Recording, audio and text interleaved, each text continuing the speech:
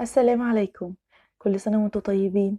النهاردة هعمل معاكم البسكوت بتاع العيد من اول فيديوهاتي بتاعتي اللي هعملها ان شاء الله معاكم من فيديوهات ونواعم العيد. النهاردة بصوا شايفين عملت البسكوت حلو جدا وناعم وبسيط وما اخدش معايا وقت، وكمان عملته من غير ولا ماكينة ولا كمان مضرب بيض. يلا بينا نصلي على الرسول واشوف عملت ايه. اول حاجة هنا ببدأ بسم الله. كان معايا هنا الزيت بتاعي، كوباية من الزيت اللي هو بما يعادل 225 جرام من الزيت، وكمان كوباية من السمنة، ومعاها معلقة بما يعادل 280 جرام من السمنة، وكمان معايا كان ربع كوباية من جوز الهند، وكمان معايا 4 فانيليا، وكمان كيس تانك، وخمس بيضات من اللي هم الحجم الصغير. طبعا لو عندكم البيض يكون حجمه كبير هتقدروا تستخدموا 4 بس بيضات. هنا طبعا كان كله بدرجة حرارة الغرفة، ما كانش فيه حاجة ساقعة خالص. هجيب بقى هنا شفشق الخلاط طبعا عشان خاطر لو ما عندكوش مضرب بيض. طب برضو لو ما عندكوش خلاط ممكن تقدري تستخدمي الحاجة ديت بايدك، تعملي بايدك، تربي بايدك عادي جدا، بس بياخد معاكي وقت شوية وبتكون الحاجة مظبوطة وتكون حلوة. اهم حاجة بقى السمنة بتاعتي زي ما قلت لكم كانت بدرجة حرارة الغرفة. طبعا تقدري ممكن تستخدمي زيت بس لو انتوا حابين، او سمنة بس، او ممكن كمان زبدة بس. طبعا دوت المادة الدهنية على حسب راحتك. انا هنا استخدمت النص زيت والنص سمنة. حطيت بقى السكر بتاعي، والسكر بتاعي كان حبيبات اللي هو الحبيبات الناعمة. كان كوبايتين ومعلقتين من السكر اللي هو بما يعادل 500 جرام اللي هو النص كيلو. حطيت بقى عليهم جوز الهند هنا، وجوز الهند ديت بتاعتي كانت البشر اللي هو الناعم. كانت ربع كوباية من جوز الهند اللي هي بما يعادل 13 جرام. وبعد كده بقى ببتدي احط البيض بتاعي، واحط كمان الفانيليا. لو عندك الفانيليا اللي هي السائلة ديت بتكون حلوة برضو ومركزة. لو مش موجودة هتقدري تحطي اللي هي البودرة اللي انا حطيتها دلوقتي. كمان لو انتوا عايزين تعملوه بالقصنص البرتقال تقدروا تحطوه، بيكون ريحته حلوة، بيكون بطعم البرتقال لو انتوا حابين بطعم البرتقال. انا هنا حطيت كمان معلقتين من التانك دوت اللي هي الكوباية المعلقة كانت 7 جرام، يعني انا هنا حطيت 14 جرام من اللي هو البودرة بتاعة التانك. انا هنا البسكوت بتاعي ما كانش فيه طعم البرتقال باين، هو بس اللون هو اللي كان باين. انا حطيته عشان خاطر بس يدي لون بسيط.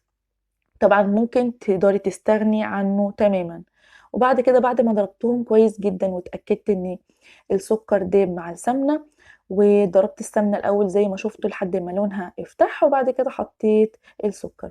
بقلبهم بقى كويس جدا او بضربهم كويس جدا، وبعد كده باخد بقى السمنة وبنزلها بالسباتولا كده، لان طبعا دوت مقدار، فاهم حاجة ان انا انزلها كويس جدا ما يسيبش اي حاجة في الشفشق بتاع الخلاط. طبعا زي ما قلت لكم لو انتوا حابين تعملوا بايديكم او بمضرب البيض طبعا ما فيش اي مشكلة. انا حبيت اسهل المواضيع للي ما عندهوش مضرب بيض. بنزلهم كويس جدا. واهم حاجة الاكواب المعيارية لو مش موجودة عندكم هتقدروا تستخدموا كوب عادي جدا، بس اهم حاجة ان تكون الاكواب نفسها متساوية. يعني مثلا يكون كل كوب متساوي مع التاني، ما يكونش مثلا الكوبايات مختلفة. هنا بقى عندي الدقيق بتاعي كان كيلو من الدقيق الابيض متعدد الاستخدام اللي هو 72%.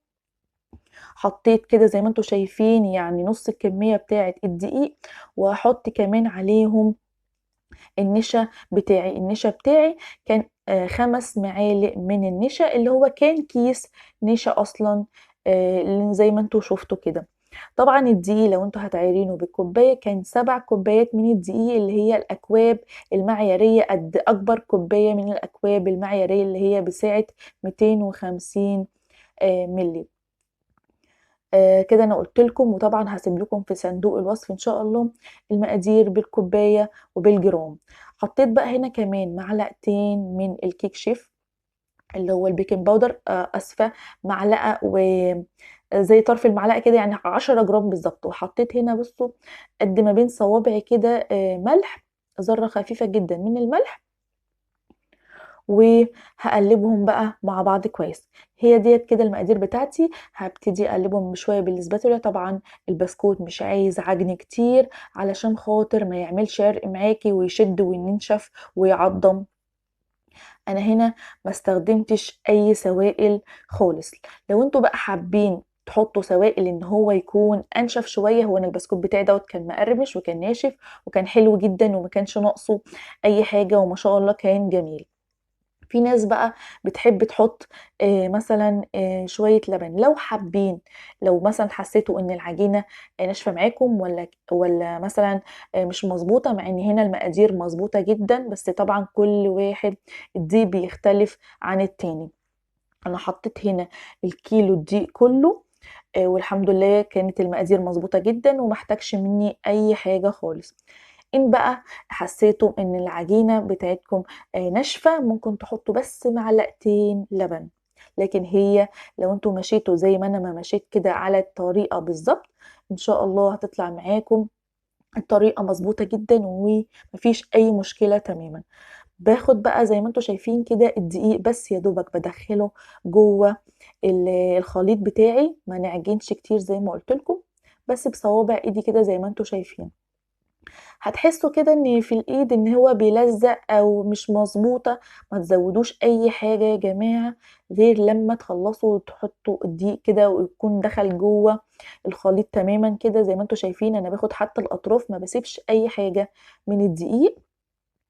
هتحسوا بقى ان هو العجينة بتبتدي تطلع من ايدك كده بسهولة، بس طبعا بيكون في مكان ما انتي ما بتبقي ماسكة العجين، الاطراف بتاعت صوابعك كده بتكون فيها تلزيقة خفيفة. طبعا بمسك بقى انا بايدي اللي هي الناشفة اللي انا معجنتش بيها، بجرب الدقيق العجينة بشوفها بتلزق في ايدي ولا لا. ما شاء الله اللهم بارك، ما لقيتهاش بتلزق خالص. وبصوا جميلة جدا وناعمة ومش ناقصة اي حاجة. ما تجوش بقى وتقولوا مثلا ان هي بتلزق، لا هحط شويه دقيق، لا. خلوا تمسكوا بايديكم الناشفه. بصوا ما شاء الله حلوه جدا، جميله والمقادير مظبوطه جدا. واتمنى تجربوها بالطريقه ديت، بجد حلوة. انا حقيقي جربت نوع بسكوتات كتيرة، بس دي اكتر طريقة واكتر عجينة بصراحة كانت بحبها جدا. كنت بدور على الطريقة دي من زمان، كنت دايما بجرب عشان خاطر في مرة طعم بسكوت قبل كده دقته وبصراحة ما كنتش عارفة مقاديره عاملة ازاي. ففضلت بقى اعمل في المقادير لحد ما وصلت للطريقه ديت، والحمد لله طلعت مظبوطه جدا. هنا بقى انا ما عنديش ماكينه، جبت هنا الكيس اللي هو القمع القماش دوت، وكمان البلبله اللي هي بتاعه البسكوت. طبعا دوت بيتجاب من عند مستلزمات الحلواني او عند مستلزمات البيت، بتجيبيها من عند اي مكان. المهم ان الكيس القماش دوت بيكون قوي واحسن بكتير من اللي هو الكيس البلاستيك، لان الكيس البلاستيك هيفرقع منك لما تضغطي عليه، مش هيكون جامد، هيفرقع منك. او الكيس السيليكون برضو مش بيكون بنفس قوة اللي هو الكيس القماش ده، بيكون احسن بكتير. وبتحطي حتة عجينة صغيرة جوه الكيس وبتضغطي عليها بالمنظر ده. هنا بقى حلو جدا ان انت بتحددي طول البسكوتة انت عايزاه بيكون الطول قد ايه. بصوا بتنزل معاكي بكل سهولة، والرسمة بتكون نقشة واضحة كده وجميلة. بصوا شايفين حلوة جدا. طبعا هنا بقى طريقة حطان البسكوت نفسه، انك ترفعي وانتي بتضغطي كده على الكيس. بصوا هنا عشان خاطر تقدري انتي بقى بنفسك بايدك تحكمي ان عايزة البسكوتة يكون رفيعة ولا تكون تخينة. هنا بقى زي ما انتوا شايفين كده، لو انتوا عايزينها تخينة بتضغطوا على الوش بتاع الكيس كده، وفي نفس الوقت بيكون لازق في الصاج، بتطلع بالمنظر زي ما انتوا شايفين كده. اما لو عايزينها البسكوتة رقيقة، بتعملي من اول طرف الكيس كده وترفعي الكيس على فوق وتنزلي دوت كده، بتطلع البسكوتة اللي هي رفيعة. انا هنا طبعا بخبز في فرن البوتاجاز بتاعي عادي جدا، وطلعت الرسمة ما شاء الله اللهم بارك حلوة جدا. اهم حاجة بقى ان انتي تغطي العجينة علشان خاطر العجينة بتاعتك ما تنشفش منك عقبال ما تعملي او تشكلي البسكوت بتاعك. والبسكوت بتاعك اهم حاجة ان يكون في فراغات بسيطة كده ما بين التاني، ما بين كل بسكوتة وبسكوتة، عشان خاطر طبعا بندخل الفرن بينفش شوية عن لما بنعمله، ما بيكونش يفضل على حجمه دوت، يعني بينفش حاجات بسيطة. علشان خاطر بقى تسهلي عليكِ طبعًا، عشان خاطر إيدِك مثلًا ما توجعكيش ولا كده، بُصّوا زي ما أنتم شايفين كده أنا بابرم الكيس اللي معايا دوّة، كل مرّة كده بابرمه زي ما أنتم شايفين اللفة ديّة، بيسهّل ويخرج معايا البسكوت بسهولة. طبعًا طريقة التسوية بقى، أنا بابقى مشغّلة الفرن، الشواية والفرن من تحت على نار متوسطة، وباحط الشبكة على أول طرف النار من تحت، وباكون مهدية بسيط، وبياخد معايا الصاج يعني ربع ساعة اللي هو 15 دقيقة طبعًا، وكل واحد على حسب فرن البوتاجاز بتاعه. أنا بُصّوا هنا الفرن بتاعي اللي هو 4 شُعلة، طبعًا استخدمت الصاج دوّة اللي هو 30 في 40، وأول لمّا بيخرج باسيبه الفرن يعني أول لمّا باخرّج الصاج باسيب الصاج يهدى تمامًا، لإنه يا جماعة بيكون طري وناعم، ما ينفعش إنِّك تمسكيه هيتكسّر منِّك، بتسيبيه يبرد تمامًا، تمامًا، وبعد كده بتخرّجيه بكل سهولة. الصاج ما مسحتهوش بالزيت ولا بسمنة، لإن كفاية جدًا المقدار اللي هو السمنة والزيت اللي بيكون موجود في العجينة نفسها، فما باحتاجش إن أنا أحط ولا زيت ولا سمنة ولا أحط ورق فويل أو ورق زبدة زي ما أنتم شايفين كده، باسوي على الصاج على طول.